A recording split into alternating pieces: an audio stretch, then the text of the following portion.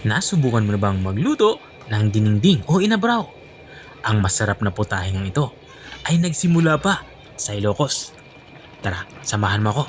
Dahil sa video ito ay magluluto tayo ng dinengdeng o inabraw. Simulan na natin ating pagluluto. Kuha na nga ako dito ng malinis na kawali at lalagyan natin ito ng tubig.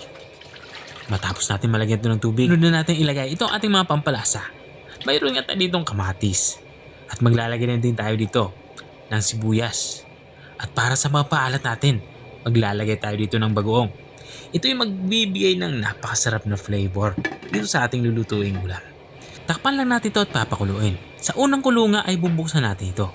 Dito naman, isusunod na natin ating mga gulay. Mayroon nga tayo ditong gulay na ampalaya.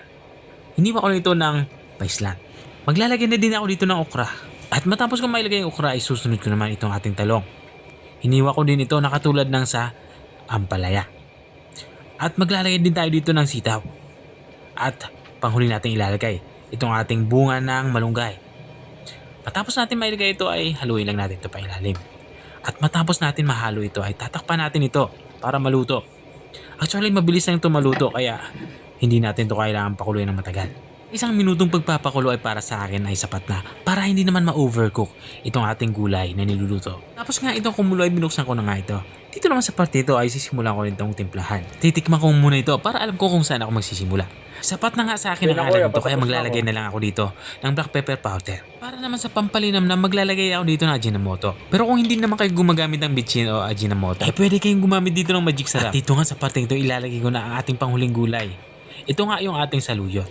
At kung andyan ka pa rin at nanonood hanggang dito sa parte ng aking video, ibig sabihin na interesado ka sa aking niluluto. Baka naman pwede mong i-comment kung taga saan ka para alam ko kung hanggang saan umaabot ang aking video. Balikan nga natin itong ating nilulutong ulam.